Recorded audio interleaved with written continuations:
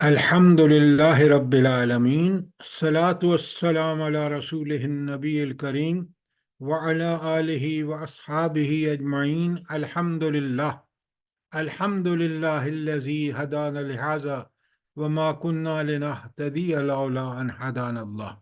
رب اشرح لي صدري ويسر لي أمري واحلل عقدة من لساني يفقهوا قولي.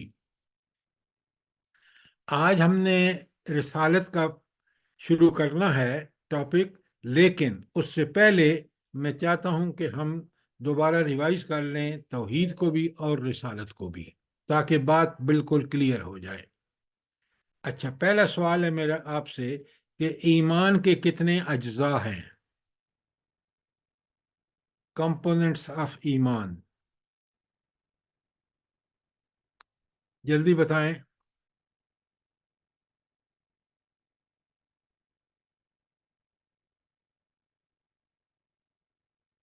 اریبہ بتائیں آپ۔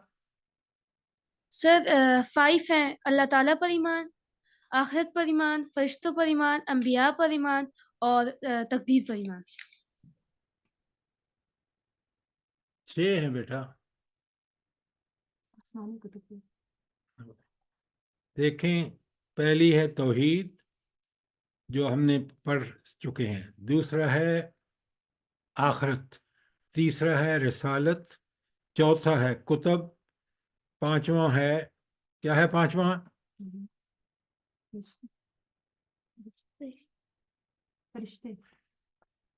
فرشتے، اور چھٹا ہے تقدیر۔ تقدیر پر ٹھیک ہو گیا؟ یہ تو جی۔ یہ ایمان ان 5 چیزوں کا یقین کرنا ہے۔ اچھا، تو آخرت، اچھا پہلا توحید ہے، ٹھیک ہے؟ تو آپ مجھے یہ بتائیں کہ توحید کا سب سے بڑا تقاضا کیا ہے؟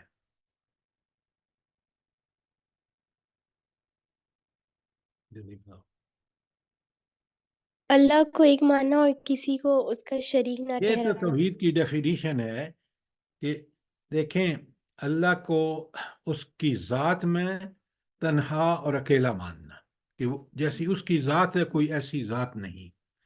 نمبر 2، جیسی اس کی صفات ہیں ایسی کسی کی صفات نہیں ہے۔ مثلا اس کا علم کامل، اس کی حکمت کامل، اس کا اختیار کامل، کہ وہ اس میں ٹاپ پہ ہے اور کسی اور میں یہ صفات نہیں پائی جاتی، کسی انسان میں۔ تو پہلی ذات تھی، دوسری صفات ہیں، تیسرے ہیں حقوق۔ نمبر 3، جیسا اللہ کا حق ہے کسی اور کا وہ حق نہیں ہو سکتا۔ مثلا اللہ کا ایک سب سے بڑا حق کیا ہے؟ بتاؤ۔ اللہ تعالیٰ کی عبادت کی جائے۔ اللہ تعالی، ویری گڈ، ویری گڈ، شاباش اقصا۔ تو سب سے پہلا کام جو ہے وہ اللہ تعالیٰ کی عبادت ہے۔ عبادت سوائے اللہ کے کسی سے نہیں کی جا سکتی۔ یہ بات سمجھ آ گئی آپ کو؟ جلدی بتائیں، سوال کریں فٹافٹ۔ جی۔ اچھا، اب اگر آپ کو یہ سمجھ آ گئی ہے کہ اللہ ذات میں تنہا، اکیلا اور منفرد ہے، اپنی صفات میں تنہا، اکیلا اور منفرد ہے، اور اپنے حقوق، آپ نے مجھے ایک بتایا، بہت اچھا بتایا اقصا نے، کہ عبادت صرف اللہ کی ہوگی، یہ اللہ کا حق ہے۔ اور اللہ کا کیا حق ہے بھلا؟ جلدی بتائیں۔ اس کی باتوں پہ عمل کیا جائے۔ وہ عبادت میں آ گیا۔ عبادت کا مطلب یہ ہے کہ اللہ تعالیٰ کے احکامات پر پوری طرح پابندی کی جائے۔ اٹھا لو اس کو ذرا، ٹھیک ہے؟ تو اللہ تعالیٰ کا دوسرا سب سے بڑا حق یہ ہے کہ قانون اللہ کا ہوگا۔ شریعت قانون کو کہتے ہیں اسلام میں، کہ سارے قانون جو ہیں وہ صرف اللہ، کیونکہ اس کائنات کا مالک ہے، وہ اس کا حاکم ہے، اور قانون اس کا حق ہے۔ کوئی بندہ کوئی ادارہ اپنا قانون نہیں بنا سکتا. وہ اپنے ادارے کے بارے میں تو قانون بنا سکتے ہیں، لیکن جیسے اللہ کی عبادت ہے، اللہ توحید ہے، شرک سے بچنا ہے، یہ ساری چیزیں جو ہیں یہ صرف اور صرف اللہ کا حق ہے. تو آپ کو سمجھ آ گئی توحید. اچھا، شرک کیا چیز ہے؟ لیکن انکل وہ سب سے زیادہ اللہ تعالیٰ کو پیار نہیں کرنا چاہیے، وہ بھی ان کا حق ہے نا؟ بیٹا، وہ محبت صرف سب سے زیادہ مومن اللہ تعالیٰ سے محبت کرتا ہے. قرآن میں آیت ہے والذین آمنوا اشد حبا للہ، اہل ایمان سب سے زیادہ اللہ تعالیٰ سے محبت کرتے ہیں. ٹھیک ہے، بات سمجھ آ گئی؟ اچھا، اب میں نے آپ کو بتایا ہے کہ توحید اللہ ذات میں بھی یکتا اکیلا ہے، اپنی صفات میں بھی اور اپنے حقوق میں بھی.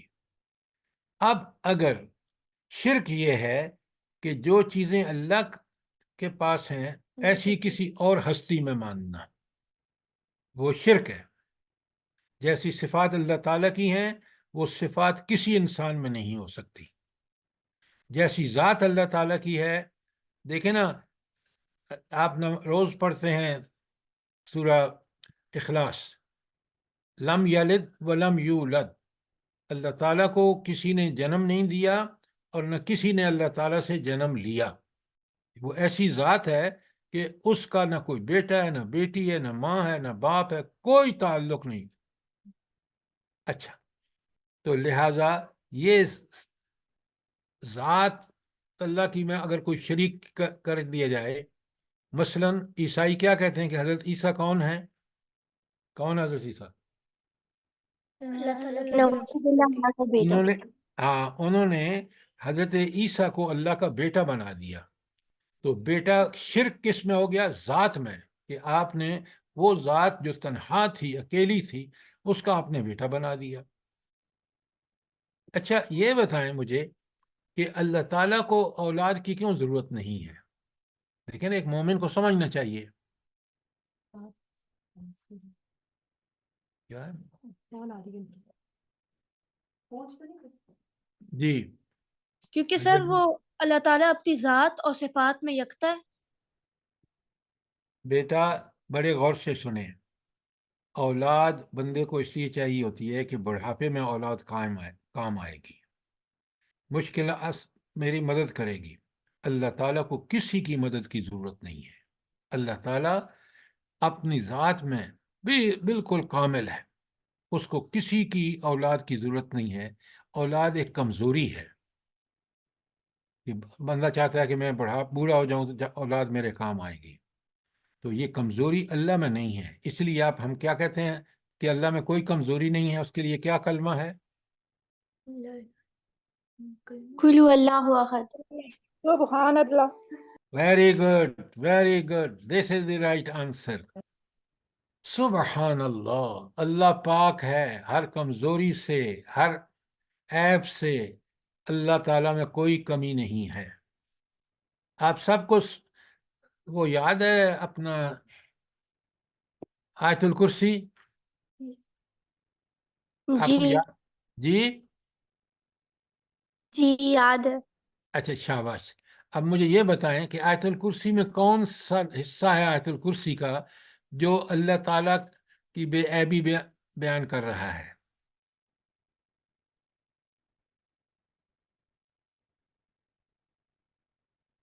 اب بڑے غور سے سنیں.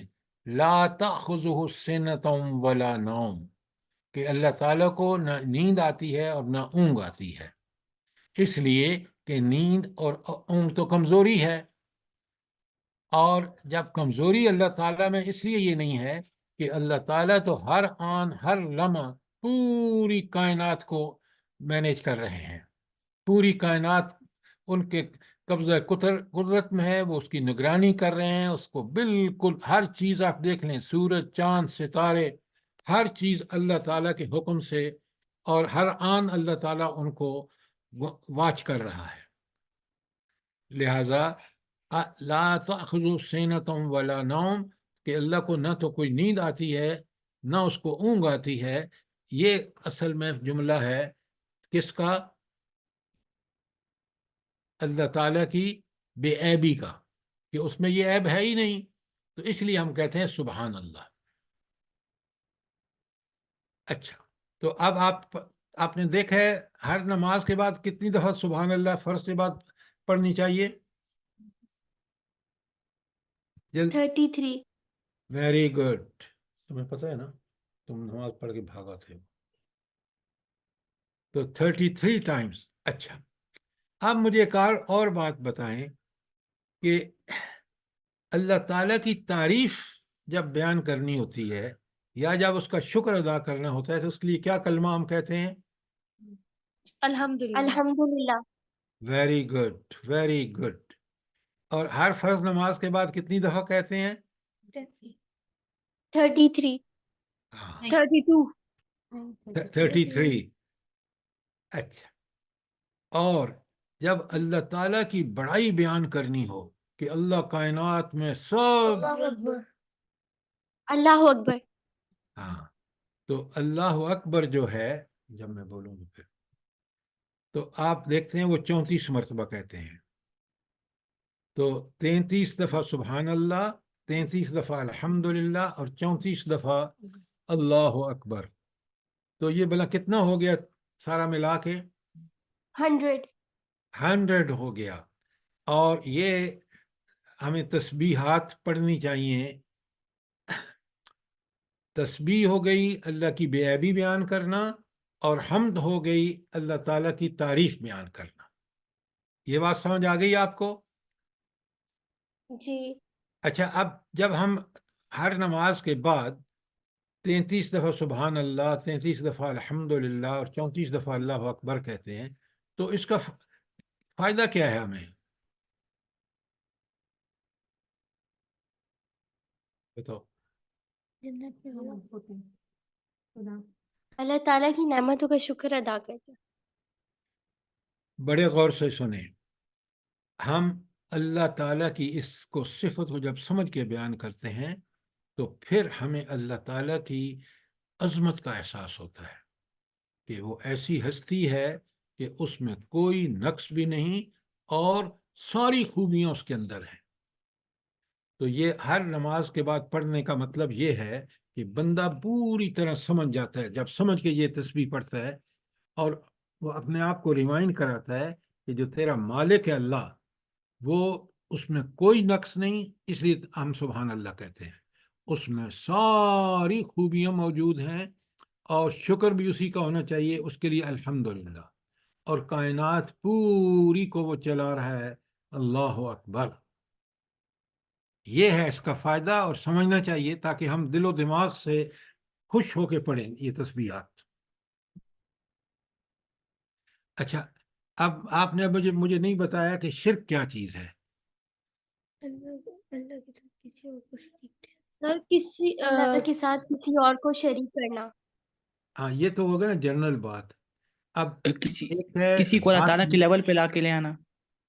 ہاں، لیکن بیٹا آپ پہلے یہ جو بات آپ کہہ رہے ہیں نا، آپ مجھے مثال دیں. شاباش. بات کو ٹھیک ٹھیک مثالوں سے سمجھ کے، اور ہمارا ذہن جو ہے وہ پوری طرح اس بات کو مان لے، یقین کر لے. آپ کھول دیں، اندر لے آئیں ان کو. جیسے نعوذ باللہ حضرت عیسیٰ علیہ السلام کو اللہ تعالیٰ کا بیٹا مانا. بیٹا آپ بڑے غور سے سنیں اور اس بات کو سمجھیں. دیکھیں، آگے بڑھنے سے پہلے توحید پکی آپ کو سمجھ میں آنی چاہیے. اچھا، توحید ایک ہے ذات میں توحید، اسی طرح اس کا الٹ ہوگا ذات میں شرک. اور ذات میں شرک جیسے میں نے آپ کو مثال دی ہے کہ عیسائی جو تھے، جو آج کل عیسائی ہیں، وہ حضرت عیسیٰ کو اللہ کا بیٹا مانتے ہیں، جو شرک ہے. اور یہ شرک کس میں ہے؟ کس میں ہے شرک؟ ذات میں. ذات میں، کہ اللہ کی ذات میں وہ اس کو بیٹا اس کا بنا دیتے ہیں. تو یہ شرک ہے، اور یہ بڑا کبھی شرک ہے، بڑا برا شرک ہے۔ یہ تو تھا ذات میں شرک کی مثال۔ اچھا، ایک اور، جب آپ قرآن پڑھیں گے سمجھیں گے نا تو آپ کو پتہ چلے گا کہ یہ جو عرب کے مشرکین مکہ تھے وہ بھی فرشتوں کو اللہ کی بیٹیاں سمجھتے تھے، یہ بھی ذات میں شرک ہے۔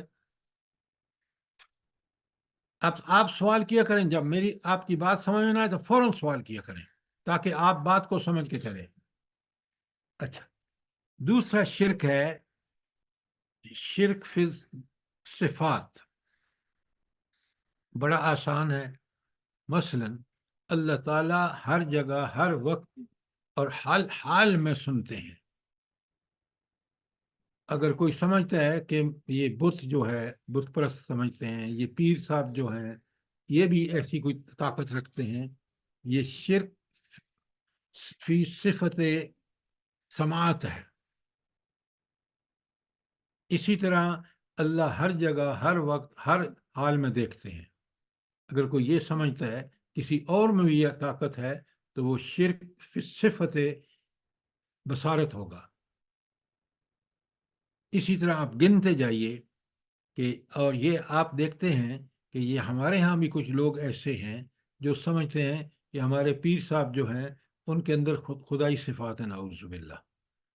تو کسی انسان میں کوئی صفت جو اللہ تعالیٰ کی ہے، جس طرح اللہ تعالیٰ، دیکھیں نا ہم سنتے ہیں تھوڑی دور سے آواز آئے تو پھر نہیں سن سکتے، اللہ تعالیٰ تو ہم جو زبان سے لفظ نکالتے ہیں چاہے زور سے یا آہستہ وہ سب سنتا ہے۔ بات سمجھ آ گئی؟ جی اچھا، تو آپ کو مثال میں نے دے دی شرک فی ذات کی، عیسائیوں کی ذات کی، کہ جو صفات اللہ کی ہیں اگر ویسی صفات کسی شخص میں مانی جائیں تو وہ شرک فی صفات ہوگا۔ اب آگے جائیے شرک فی العبادت، کیونکہ توحید کا میں نے بتایا نا، توحید فی ذات اور شرک میں نے مثال دے دی، توحید فی صفات اس کی شرک کی مثال دے دی۔ اب آخری اس کی جو ہے توحید وہ ہے توحید فی الحقوق۔ تو اس میں کیسے شرک ہوتا ہے بلا؟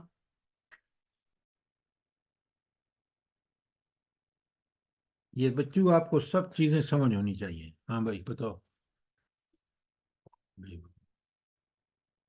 اچھا، بڑا آسان ہے۔ دیکھیں، عبادت اللہ کا حق ہے، اب آپ کسی اور کی عبادت کرتے ہیں، کسی اور کو سجدہ کرتے ہیں، اس کے لیے رکوع کرتے ہیں، اس کی بات کو سمجھتے ہیں کہ یہ بات اللہ کی بات کو چھوڑ کے اس کی بات مانتے ہیں، تو یہ تو شرک ہو گیا، اور یہ شرک اس میں ہے عبادت میں۔ اچھا یہ بتائیں، دعا مانگنا عبادت ہے یا نہیں ہے؟ جی سر، عبادت۔ عبادت ہے۔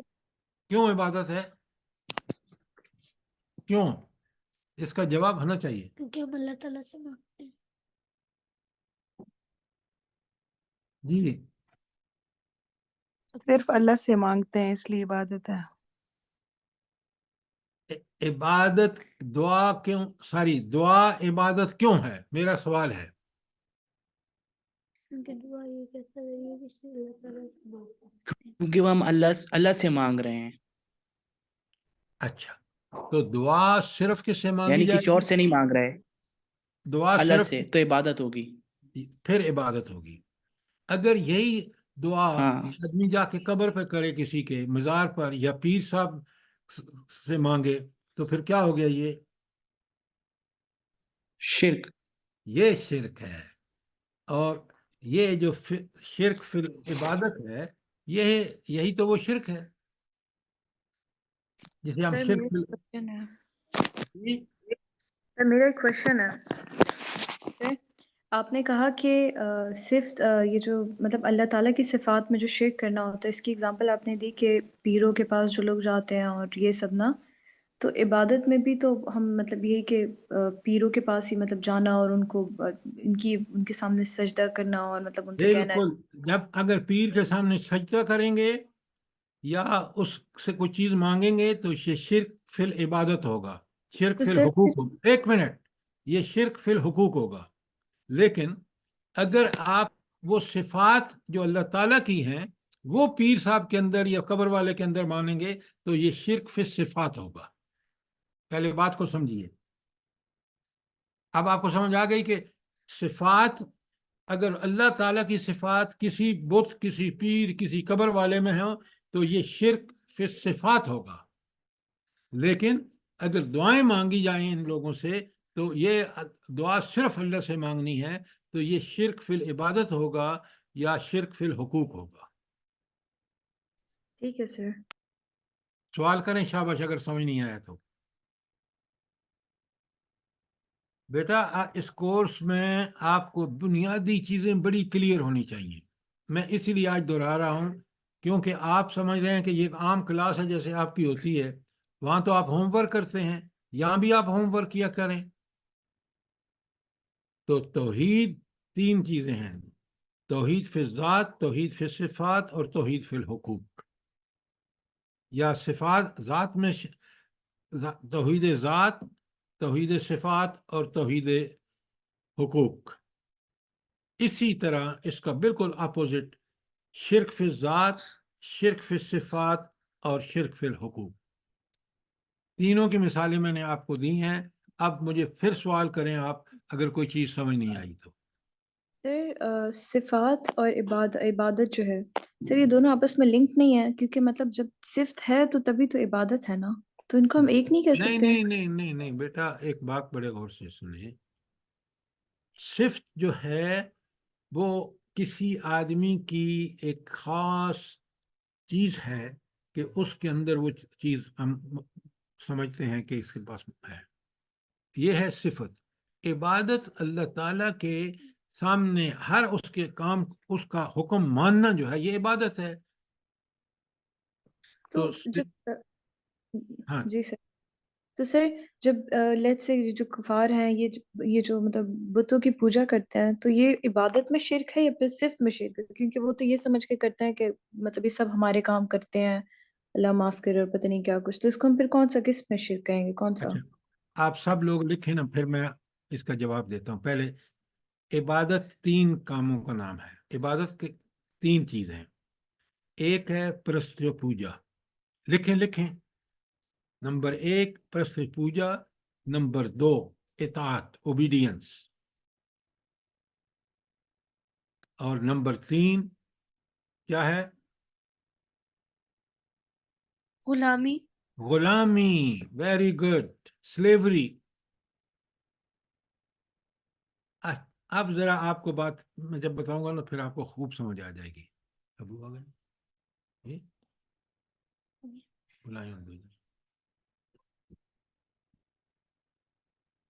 اچھا, اب 3 چیزیں جو ہیں یہ عبادت ہیں. نمبر 1 پرست پوجا, انگریزی میں اس کو ورشپ کہتے ہیں, اور دوسری ہے اطاعت اوبیڈینس, اور تیسری ہے غلامی سلیوری.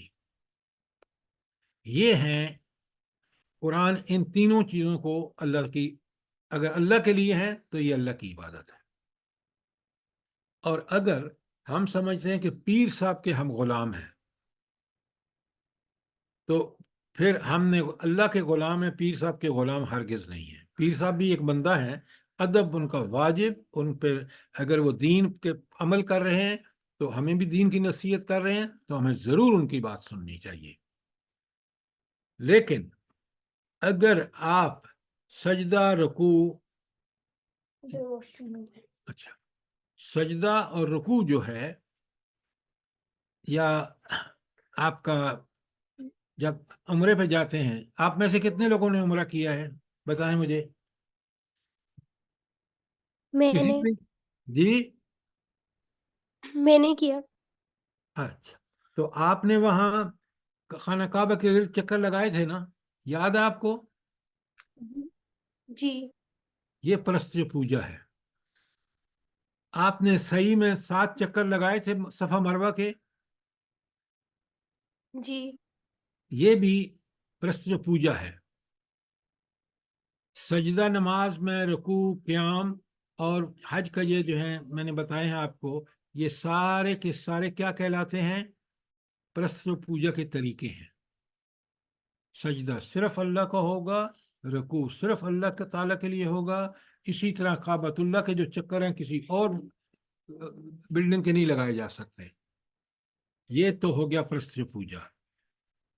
اور اب اس میں جو شخص کسی قبر پر سجدے کرتا ہے، کسی قبر پر جا کے وہ متھا ٹیکتا ہے، رکوع کرتا ہے، وہ شرک کر رہا ہے پرست پوجا میں۔ بات کو سمجھیے، نہ سمجھ نہیں آئے سوال کیجیے۔ اوبے، اللہ کو ہم نے ہر حال میں، ہر جگہ اور ہر وقت اوبے کرنا ہے، کھانا کھاتے وقت، پانی پیتے وقت، بالکل۔ تو اللہ تعالیٰ کو ہم کیسے اوبے کریں گے یہ بتائیں بھئی؟ اللہ نے تو حکم دے دیا کہ تم جو ہے پانی پیو تو اس طرح پیو، لیکن عملاً نمونہ کون ہوگا؟ نبی کریم صلی اللہ علیہ وسلم۔ پروفٹ۔ نبی کریم صلی اللہ علیہ، یہی رسالت آگے آ رہا ہے۔ تو عمل صرف اللہ تعالیٰ وہ قبول کرے گا جو عمل نبی کریم صلی اللہ علیہ وآلہ وسلم کے عمل کے مطابق ہو۔ اگر نماز ہم نے انٹ شنٹ پڑھی ہے اور اس طرح رکوع سجود قیام نہیں کیا جس طرح نبی کریم صلی اللہ علیہ وآلہ وسلم نے کیا ہے، تو پھر یہ ہماری نماز جو ہے اس کی قبولیت نہیں ہو سکتی۔ اسی طرح ہمیں شادی بھی اسی طرح کرنی چاہیے، مرنا جینا بھی اسی طرح کرنا چاہیے، حلال کمانا چاہیے، حرام سے دور رہنا چاہیے۔ یہ سارے کے ساری بندگیاں ہیں، یہ عبادتیں ہیں، یہ اوبیڈینس ہے۔ اگر یہ چیز اگر ہم اللہ کو چھوڑ کر دوسروں کی کرتے ہیں، مثلا ہمیں رواج پسند ہیں تو کرسمس پسند ہے، نعوذ باللہ، پھر ہم مسلمان نہیں ہیں۔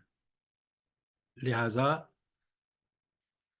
پرست پوجا بھی اللہ کو ہوگی، اوبے بھی صرف اللہ کو کیا جائے گا، والدین کو بھی اوبے کیا جائے گا، لیکن انہی چیزوں میں جو اللہ نے، اگر والدین شرک کے لیے کہیں تو وہ ہم نے نہیں ماننا۔ کیوں؟ قرآن نے خود بتا دیا ہے، وہ اللہ کے حکم کے خلاف کوئی حکم، چاہے وہ کوئی حکمران دے، چاہے ماں باپ دیں، اس کو نہیں ماننا۔ لیکن والدین کی عزت ہر حال میں کرنی ہے آپ نے، اس لیے کہ قرآن مجید میں جہاں اللہ تعالیٰ نے اپنا حق بتایا ہے، وہاں سب سے فوراً بعد والدین کا حق بتایا ہے۔ تو اب آپ کو بات سمجھ آ گئی کہ عبادت صرف اور صرف اللہ کی۔ عبادت میں 3 چیزیں ہیں: پرست پوجا، اطاعت، اوبیڈینس، اور غلامی۔ اچھا، یہ جو غلامی کا لفظ ہے، اس کے کیا معنی ہیں؟ جب قرآن میں ہم کہتے ہیں کہ ہم اللہ کے غلام ہیں، تو غلام کا مطلب کیا ہے؟ اللہ کی عبادت کرتے ہیں۔ اللہ تعالیٰ کا آرڈر ماننا۔ بیٹا غلام کا مطلب کیا؟ سنیں، غلام کا مطلب عبادت یعنی عبد سے نکلا نا۔ ہاں، تو عبد تو غلام کو کہتے ہیں، عبادت بھی عبد۔ آپ میری بات بڑے غور سے سنیں، دیکھیں آگے آپ چلے جائیں گے نا تو یہ ساری زندگی پھر آپ کہیں گے میں نے تو کورس اٹینڈ کیا ہے۔ نہیں، آپ کو سمجھنا ہے۔ سمجھنا یہ ہے کہ اللہ تعالیٰ کی غلامی کا مطلب یہ ہے کہ غلام کا کام ہے اپنے مالک آقا کو خوش رکھے، ہر اس کا حکم مانے، پھر اس نے غلامی کا حق ادا کیا۔ اور جب قرآن نازل ہوا ہے عرب کے معاشرے میں، اس وقت غلام کو خریدتے تھے، اور غلام کا صرف یہی کام ہوتا تھا کہ وہ اپنے آقا کا ہر حکم مانے۔ یہ غلامی سے مراد ہے جو اس وقت عربوں کے زمان نبی کریم صلی اللہ علیہ وسلم جب مبعوث ہوئے تو اس وقت جو غلامی تھی، اس غلامی کا مطلب ہی یہی تھا کہ غلام کو اپنے آقا کو خوش رکھنا ہے۔ ہم بھی بالکل اسی طرح اللہ تعالیٰ کے غلام ہیں کہ ہمیں ہر کام اس کو خوش کرنے کے لیے کرنا ہے، اس کو ناراض ہرگز نہیں کرنا۔ یہ ہے غلامی کا مطلب۔ سوال کریں، شاباش، ورنہ میں سوال کر رہا ہوں۔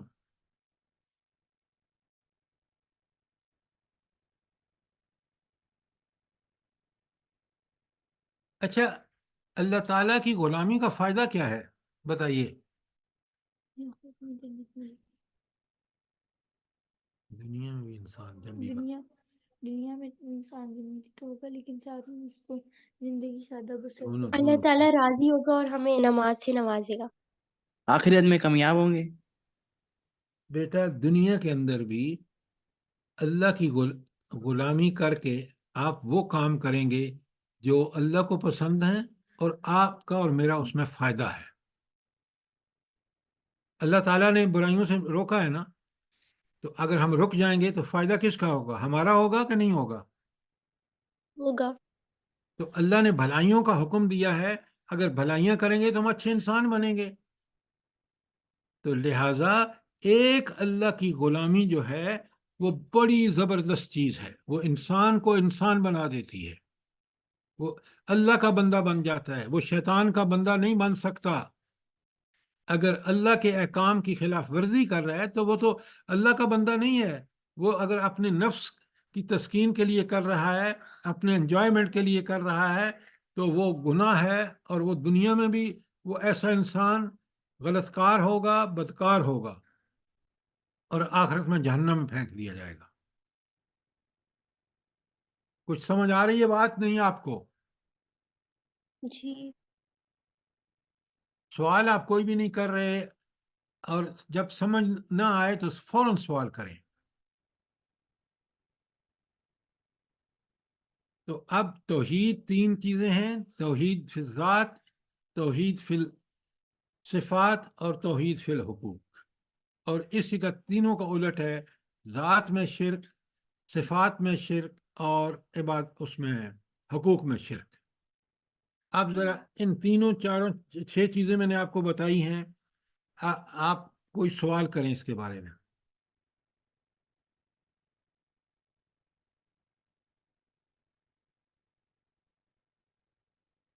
سمجھ آ گیا ہے؟ جی. اچھا، تو مجھے شرک فی الذات کی مثال دیں.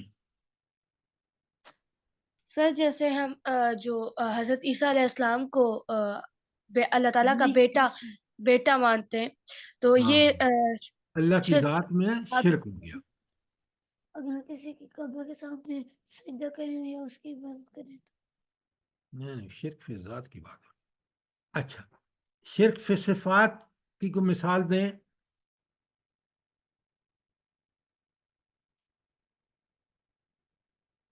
سر کسی سر، انسان کسی پیر میں اللہ تعالیٰ کی صفات کو ڈال دیں، جیسے کہ اللہ تعالیٰ ہر جگہ دیکھتا ہے، تو ہم کہیں کہ جو پیر ہے وہ ہمیں ہر جگہ اور ہر جگہ سن رہا ہے ہماری مرادیں، تو یہ شرک صفات میں شرک ہو جائے گا. ویری گڈ، ویری گڈ بیٹا. اچھا، اب مجھے کوئی مثال دیں شرک فی الحقوق. یہ سب آپ کو پتہ ہونا چاہیے. جب تک یہ نہیں سمجھیں گے توحید آپ کی سمجھ میں نہیں آئے گی، اور میرا پڑھانا اور آپ کا پڑھنے کا کوئی فائدہ نہیں ہوگا. شرک فی الحقوق: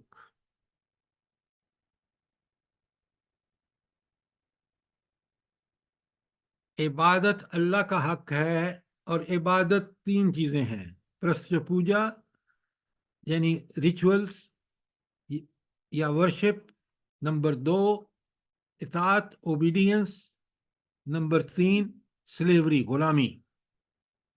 اگر غلام اللہ کا نہیں بنتا، کسی اور کا بن رہا ہے، تو اس کا مطلب کیا ہے کہ یہ شخص جو ہے یہ شرک کر رہا ہے صفت غلامی میں. اور اگر عبادت اللہ کی نہیں کر رہا، کسی اور کی عبادت کر رہا ہے، اوبے کر رہا ہے، تو بھی شرک فی الحقوق ہے.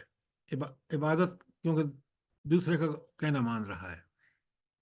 تو باتوں کو بالکل کلیئرلی سمجھیے، سوال کیجئے، پھر آگے چلیں گے. ورنہ میں اس کا قائل نہیں ہوں کہ آپ سن لیں اور پھر کل آپ سے کوئی پوچھے، کوئی سوال کرے، آپ کا دوست پوچھے، کوئی بندہ پوچھے، گھر والے پوچھیں، اور یہ آپ کے گھر والوں کا فرض ہے کہ وہ آپ کو یہ چیزیں سکھائیں، اور آپ کا فرض ہے کہ یہ سیکھیں، سیکھ پہ ان پر عمل کریں گے، پھر دنیا میں بھی کامیاب ہوں گے اور آخرت میں جنت. ورنہ جس طرح آپ اپنے ملک میں دیکھ رہے ہیں نا کہ گمراہ جو ہے بیوروکریسی ہو، کوئی بھی سول ہو، ملٹری ہو، کوئی بھی ججز ہوں، ملک کا کیا حال ہو گیا ہے؟ اس لیے کہ ہم اللہ تعالیٰ کو اوبے نہیں کر رہے۔ یہ بات سمجھ آ رہی ہے نہیں آپ کو؟ جی سر۔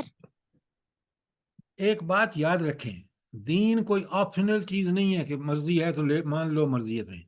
اگر آپ نے لا الہ الا اللہ محمد الرسول اللہ کو پڑھ لیا ہے، یہ سارے نیک کام آپ کا فرض بن جاتے ہیں، اور ان فرائض کو چھوڑنا دنیا اور آخرت کی ذلت ہے۔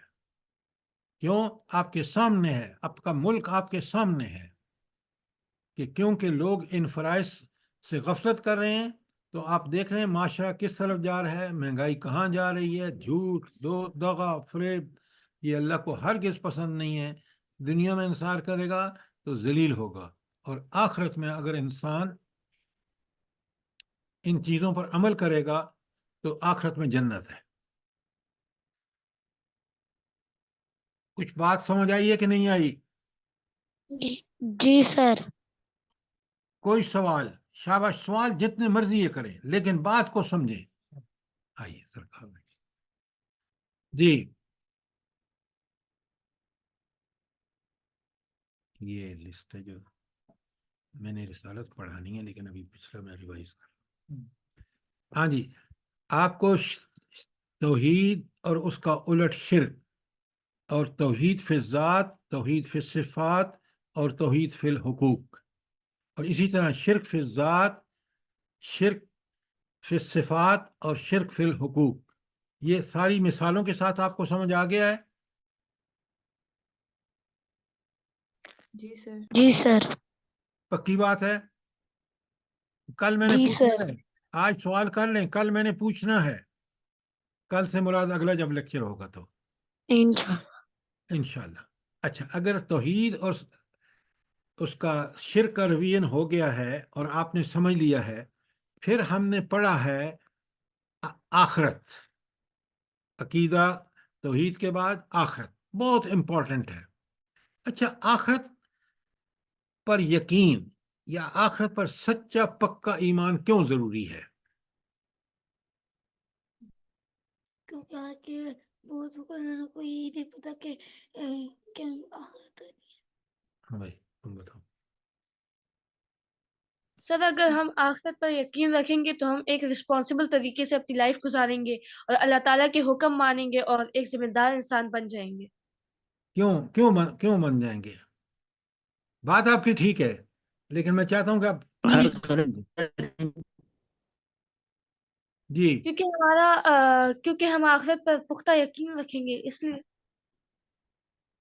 آخرت کی بجائے اگر کہیں نا اللہ تعالیٰ کی سزا اور جزا، بڑا اچھا آپ نے کہا کہ ہم ایک ریسپانسبل مومن کی زندگی کیا ہے کہ وہ نیکیوں پر عمل کرتا ہے، اس لیے کہ اس پر یقین ہے کہ اس نیکی کا اللہ تعالیٰ مجھے بھرپور اجر دنیا میں بھی اور آخرت میں۔ اچھا، نیکیوں کا دنیا میں کیا اجر ملتا ہے بھلا؟ آخرت میں تو سمجھ آتی ہے کہ بھائی اللہ تعالیٰ وہ جنت جو بڑی بے مثال اور لازوال ہے وہ انسان کو دے دے گا، لیکن دنیا میں کیا فائدہ ہوتا ہے نیکیوں کا؟ انسان کو جنت پہ کامیابی ملتی ہے، انسان کو سر اگر ہم ہماری نیکیوں کا اس لیے ہوتا ہے کیونکہ ہمیں سکون ملتا ہے اپنی زندگی میں۔ یہ ہاں جی، اور کوئی جواب؟ بہت غور سے سنیں اور اس بات کو سمجھیں، نیکیوں اور سے ایک دوسرے کے لیے دل میں عزت پیدا ہوتی ہے، جی ایک کیا دوسرے کے لیے دل میں عزت پیدا ہوتی ہے۔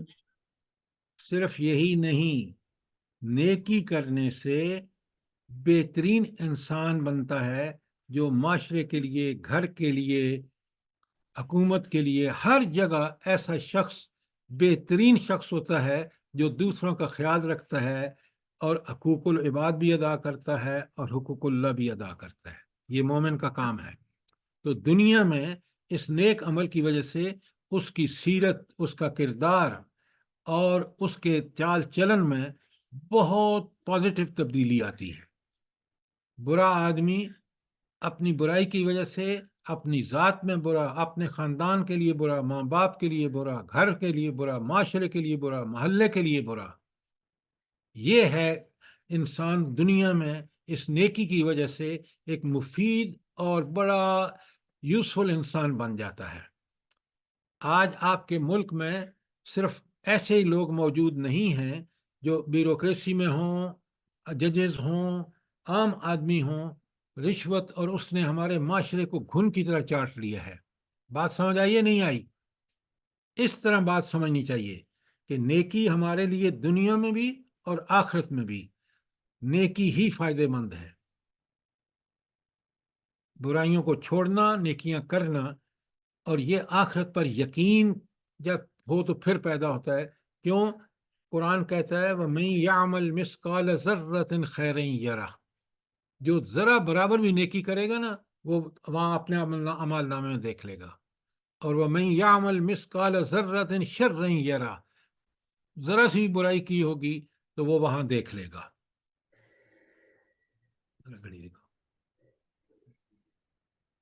جی اب بتائیں کوئی بات۔ یہ آخرت کا یقین جب بندے کو ہوگا یہ اس کو ذمہ دار بنائے گا۔ یہ اس کو پتہ ہے کہ ہر برا کام جو میں یہاں کروں گا قیامت کے دن اللہ تعالیٰ مجھے سزا دے گا، اور جو نیکی میں کروں گا اللہ اس کا مجھے اجر دے گا۔ تو دنیا میں جتنی نیکیاں کر سکتے ہیں کریں، ہر برائی سے بچیں، ورنہ یہ برائی پتہ ہے کیا ہوگا؟ اچھا اللہ تعالیٰ جو وہاں ہم سے حساب لے گا اس کی بیسس کیا ہوگی؟ دیکھیں نا، اللہ تعالیٰ نے حساب لینا ہے اور یقینی بات ہے یہ، تو وہ حساب جب اللہ تعالیٰ لے گا تو وہ کس بات کا حساب لے گا، کس بنیاد پر حساب لے گا؟ اس کی ہمارے اعمال پر۔ اعمال نامے پر۔ اعمال نامہ کیا ہے؟ یہ دو فرشتے اللہ نے ہر بندے کے ساتھ رکھے ہیں جو اس کے نیک اعمال بھی لکھ رہے ہیں اور برے بھی۔ اتنا کمپلیٹ ہوگا یہ، سنیں بڑے غور سے اور سمجھیں اس بات کو، یہ اتنا کمپلیٹ ہوگا کہ انسان نے معمولی برائی کی ہوگی تو وہ بھی وہاں لکھی ہوگی، معمولی سی نیکی کی ہوگی، کسی کو بڑے رحم دلانہ طریقے سے دیکھا ہوگا تو بھی وہاں موجود ہوگا، اور کسی کو بری نظروں سے دیکھا گا تو بھی وہاں موجود ہوگا۔ اور پتہ ہے قرآن کیا کہتا ہے؟ اللہ اکبر! بڑے ہو کے قرآن پڑھیں نا اور عربی سمجھیں تو پھر آپ کو پتہ چلے گا۔ اللہ تعالیٰ فرماتے ہیں بندہ اس اعمال نامے کو دیکھ کے کیا کہے گا؟ ما لہذا الکتاب، اس اعمال نامے کو کیا ہوگا ہے، کیا ہو گیا ہے؟ لا یغادر صغیرۃ او کبیرۃ الا احصاها، نہ اس نے کوئی چھوٹی چیز چھوڑی ہے نہ کوئی بڑی چیز چھوڑی ہے، ساری کی ساری اس کے ریکارڈ میں موجود ہے۔ آپ ہر عمل کرتے وقت، بلکہ بات کرتے وقت بھی بھلی بات کہیں، کیونکہ بری بات بھی وہاں نوٹ ہو رہی ہے اور اس کی بھی سزا ملے گی۔ اور نیک مشورہ، نیک عمل، نیک بات، وہ اللہ تعالیٰ اس کا آپ کو اجر دے گا۔ اچھا اب سنیں بڑے غور سے اور مجھے بتائیں، اور اس بات کو جو میں بتا رہا ہوں آپ نوٹ کریں۔ فرض کیے ایک بندہ جھوٹا جو اس دنیا میں جھوٹ سے کاروبار چلا رہا ہے، وہ اللہ تعالیٰ کے سامنے بھی جھوٹ بولتا ہے، تو پھر اللہ تعالیٰ ادھر دیکھو، توجہ کرو جی، تو پھر اللہ رب العالمین کے سامنے جب جھوٹ بولے گا تو پھر اللہ تعالیٰ اس کے لیے کیا کرے گا یا کیا ہوگا؟ اس کے ہاتھ پاؤں گواہی دے گے۔ Very good. اس کے ہاتھ پاؤں گواہی دیں گے۔ پاؤں کیسے گواہی دیں گے؟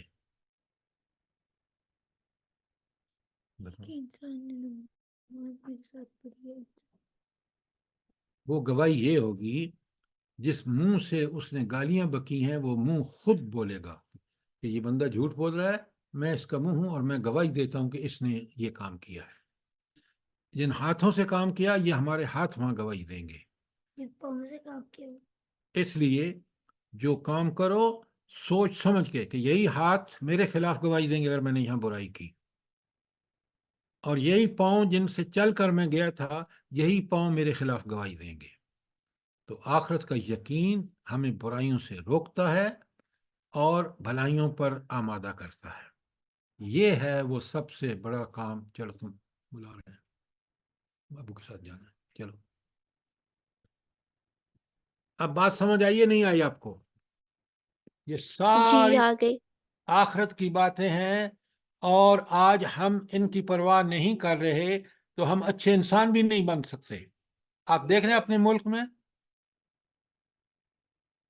کسی پروفیشن کو دیکھ لیں، کسی بندے کو دیکھ لیں، 100 میں سے شاید 5 بندے ایسے نکلیں کہ جن کا اللہ پر بھی یقین ہے، اللہ کے احکام کی خلاف ورزی نہیں کرتے، اور آخرت کو پیش نظر رکھ کے زندگی گزار رہے ہیں۔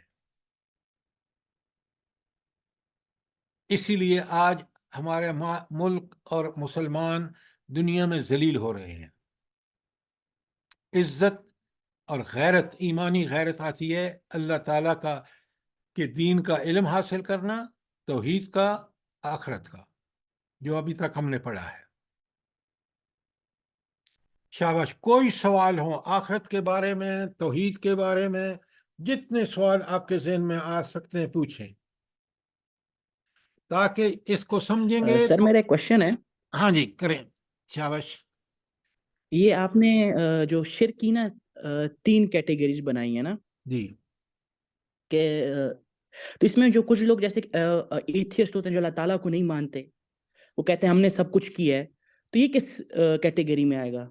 بیٹا یہ تو کفر ہے نا، انکار کرنا۔ کفر کا مطلب ہی ہے کہ وہ اللہ کو بھی نہیں مانتے، رسول کو نہیں مانتے، آخرت کو نہیں مانتے، وہ تو کافر ہیں، اور ان کی سزا۔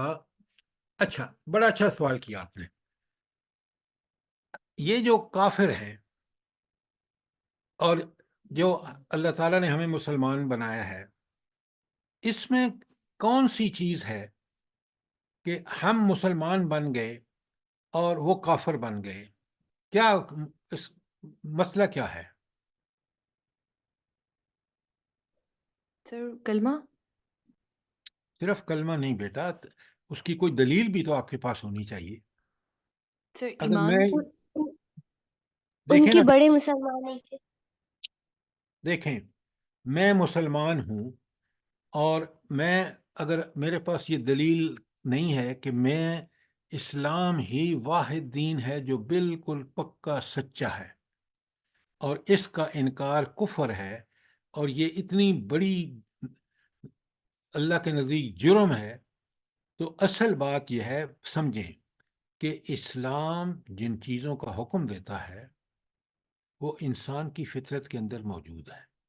اس کو بات کو بڑی اچھی طرح سمجھیے۔ کیسے؟ آپ مجھے یہ بتائیں، کوئی بھی مجھے بتائے آپ میں سے، آپ کو نیکی پسند ہے یا برائی؟ نیکی۔ نیکی، یہ ہماری فطرت کا تقاضا ہے۔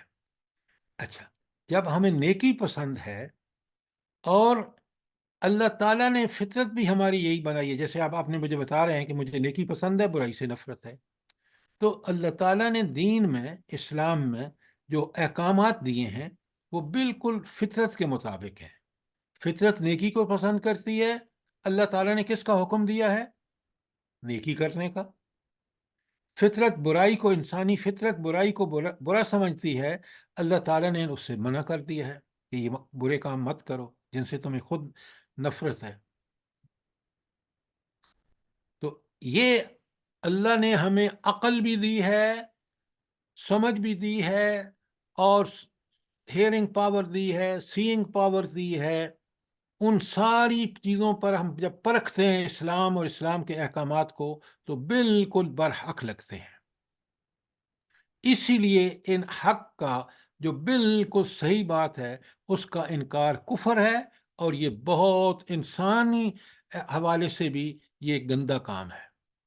اللہ کا حکم تو اپنی جگہ ہے نا، خود انسان جو ہے اگر وہ پوری طرح حقیقت کو سمجھے تو حقیقت صرف اور صرف اللہ تعالیٰ کے دین میں ہے، جس نے ہمیں نیکیوں کا حکم کرنے کو اور برائیوں سے روکا ہے۔ کچھ بات سمجھ آئی کہ نہیں آئی؟ جی سر۔ جی سر. تو اب آپ کو اندازہ ہوا کہ بندہ اسی وقت بندہ بنے گا اللہ کا جب اس کو توحید پوری طرح سمجھ ہوگی اور ان تقاضوں کو پورا کرے گا اور آخرت کا اس کو یقین ہوگا، تو پھر وہ شخص جو ہے وہ صحیح بندہ بنے گا اللہ کا.